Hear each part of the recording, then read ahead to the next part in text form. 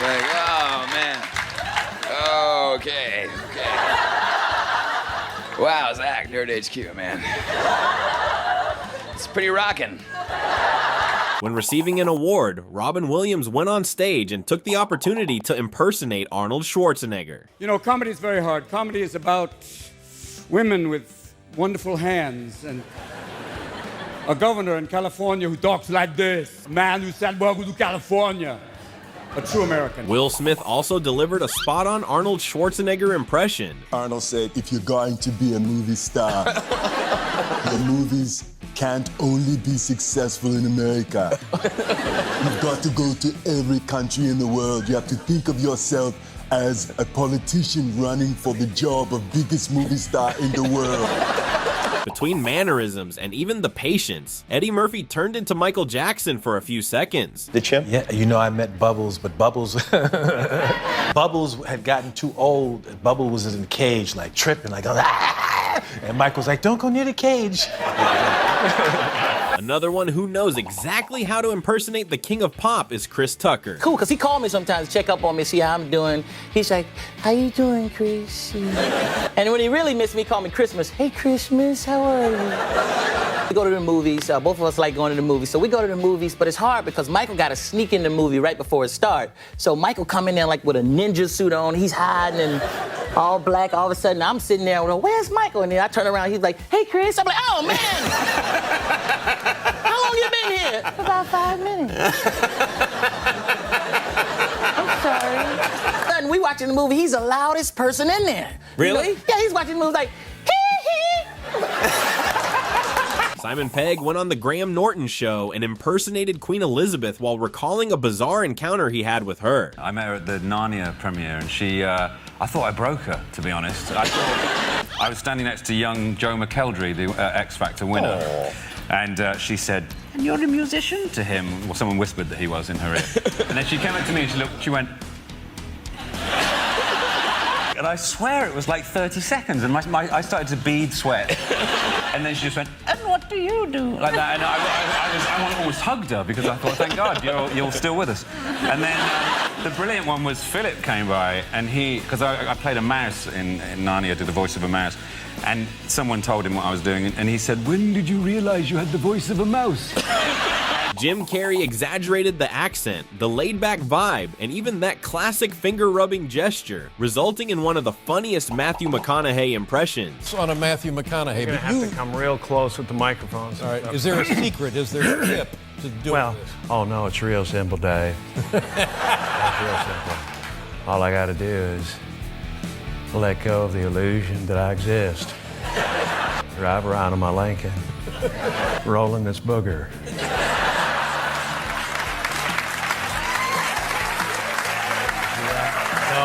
It makes me feel safe, Dave. Good, well. Karen Gillan, who almost never does impressions, surprised everyone by delivering her first ever version of Jack Black. Aretha Franklin? Rock! Oh, Jimmy Page? Look into my eyes and it's easy to see. Tenacious D. No. It's Jack Black? Yes, Tom Hiddleston did such a good Graham Norton impression that both the audience and the host himself burst out laughing. So, welcome back. You've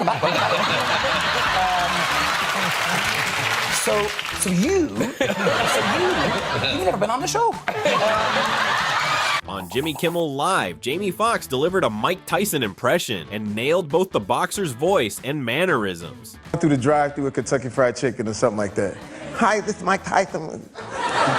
Welcome to Kentucky Fried Chicken. Yeah, can I get chicken and biscuit and some slaw?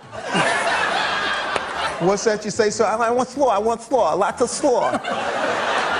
So anyway, the joke goes over to me. There he is. Oh. And I remember I was like, oh, yeah, because I remember Mike was so rich. He had Lamborghini trucks and just crazy. He'd be in the club. The girls like, you like BMWs? They'd be like, yeah. He just go buy a bushel of BMWs. Just like giving them out to people. Yeah, give me a bushel of BMWs and add slaw. And in the middle of an interview, Leonardo DiCaprio decided to imitate Jack Nicholson's facial expressions and surprised everyone with the resemblance. I did these Jack Nicholson eyebrows.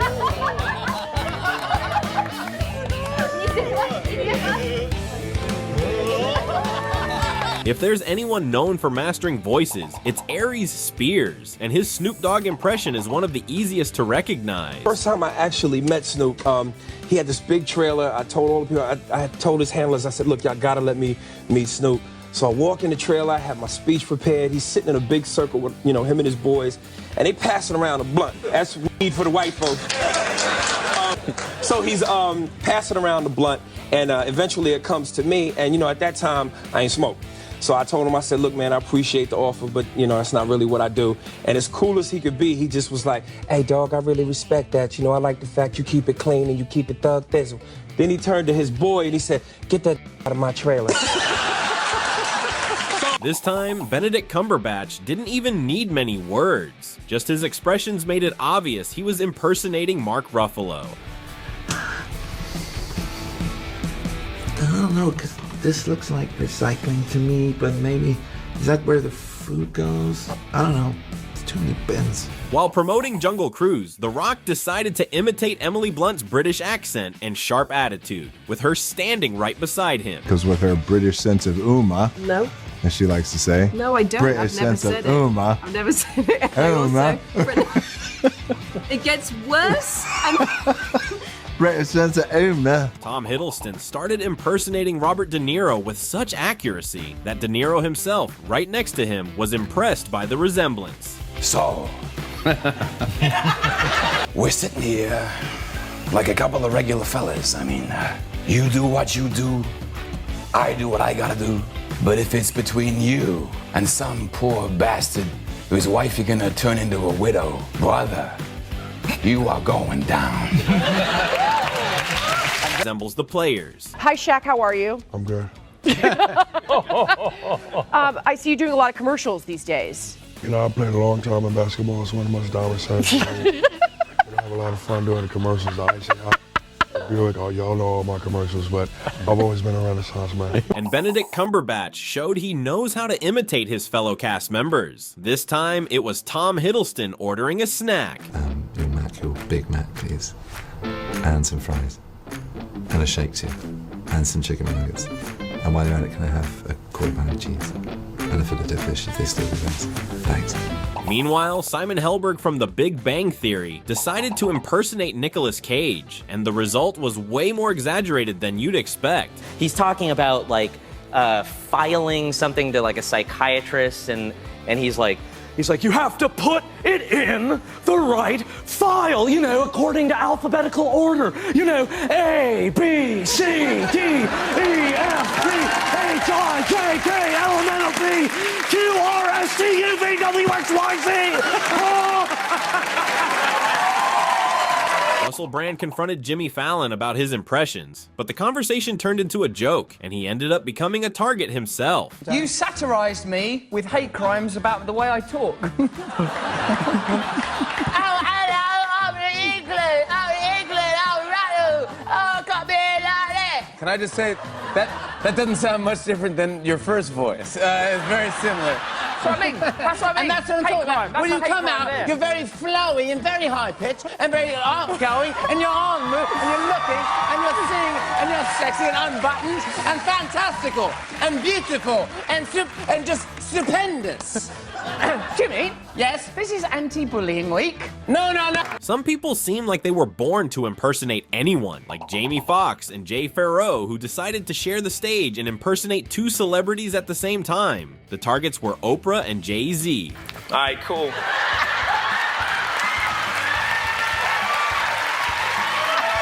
I mean, yo, buy the damn cookies.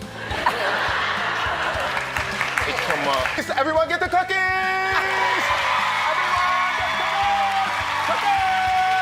Everyone look underneath your seats and get the cookies! If they look under the seats, they're probably gonna get a copy of 444. Jay Farrow also nailed 50 Cent's serious posture and restrained demeanor. In just a few seconds, there was no doubt who he was copying. A better 50 Cent impersonation. Oh, you know what, Talib? That's wild. It's wild that you would actually say that nobody's done 50 like that. Because there are definitively people who always do 50 all the time on Instagram who get the credit, and the shit is trash. Now, I'm not going to say who they are, but, I see a lot of impersonations, and I say to myself, Somebody need to talk to you. He showed his talent once again by embodying Jamie Foxx with identical voice, posture, and attitude. He said, hey man, I'm a big fan. I think you're amazing. I think you're talented. And you know what the fizzle with the feezy? I want to work with you in some capacity and way. Like, Jamie Foxx has got the best laugh in the world. That's hilarious. During an awards show, Jim Carrey started impersonating Jack Nicholson with such precision that Nicholson himself, sitting in the audience, couldn't hold back his laughter. And of course, my favorite, Jack Nicholson. I can't believe I ate the whole thing.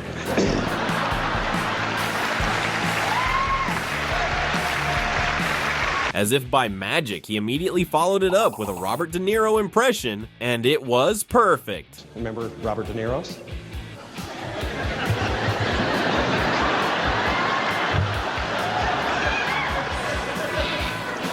Now that's a spicy meatball. This time, the key detail of the impression wasn't the voice, it was the posture. In seconds, Yahya brought The Rock's entire energy into the conversation. Here with my buddy Jake, and I got a special announcement just for the special fans out there. We're gonna screen one of my 1,000 movies coming out right now on Netflix.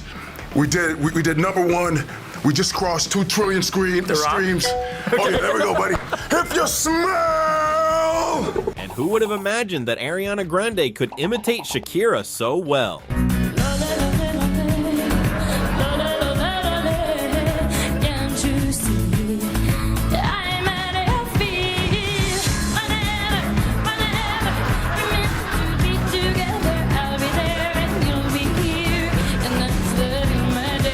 This time, Jim Carrey pulled out an impression of Bruce Dern, and it was so good that even the actor's own daughter burst out laughing. Can't keep a good man down, can you, Bruce?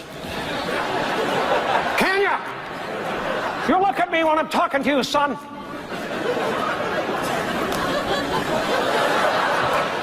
And Chris Pratt managed to imitate even Chris Hemsworth's Australian accent and confidence. Well, see, you know, mate, I was working with this guy. Did always a bit of a tall guy. Leap from 30-odd foot of grunt? Close. He's a bit of a surfer.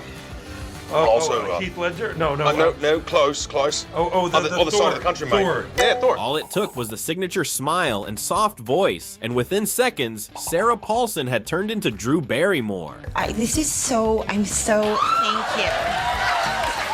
Thank you so much. Thank you. I'm so honored to be in attendance today. Okay, thank you so much. Thank you. I'm talking about substitute teaching. I'm so grateful to be here. But who's the teacher? Her name is Abby Adamson. And oh my gosh, Abby, I love your name so much. It's like, Emma Mackey surprised everyone by delivering a flawless Hermione impression, the character played by Emma Watson. Go. I'm going to bed before either of you come up with another clever idea to get us killed, or worse, expelled. I'm not an owl! I'm not an owl! Hermione. Yes! Yep, done. That day, the tables turned, and this time, it was Jim Carrey being impersonated by Taran Killam. Oh my gosh! Great to see you. When did you grow into a man? Well, I started growing in high school and stopped. Right around here. Well, in case I don't see you, good afternoon, good evening, and good night. And it's incredible how well Charlie Cox managed to imitate Tom Holland's voice. It sounded like he was actually there. Yeah, I don't know. I think it's really great. You know, I like playing the character, and he's really nice, and you know, I really had a fun time. And you know, Robert Downey Jr. has been so helpful and nice and kind, and you know, I just think he's great. Tom, yeah. Jamie Foxx proved that sometimes you need to imitate more than just the voice. That day, he even copied Donald Glover's swagger.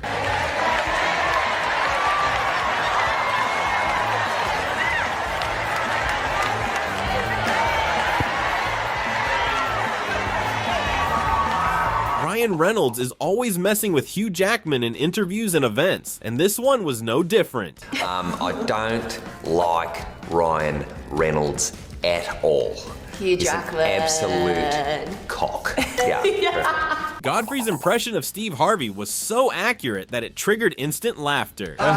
What your ass say? Yeah. I mean, your ass. I mean, she was like, she said, I said the top fruit. Oprah Winfrey watched up close as Reese Witherspoon impersonated her, and you could tell she really enjoyed the result. It's probably something very emphatic with a very low voice about how deep the meaning of life is. Known for his vocal talent, Ross Marquand is so precise with impressions that he can copy even the smallest mannerisms of Brad Pitt and George Clooney. Brad Pitt upset that he is not the sexiest man alive. Yeah, I figured, at some point it would end, yeah. I mean, like, you can't win every year. I get that. I mean, I feel like I should just be sexiest man ever. He should use Just for Men. There's an ongoing debate about ageism in Hollywood, and I really feel like, I'm trying to be a model for other men and not buy into the whole notion that you have to always look young. And Chloe Fineman delivered an amazing impression of Elizabeth Olsen, even wearing the Scarlet Witch outfit. Benedict, it's your friend Elizabeth Olsen.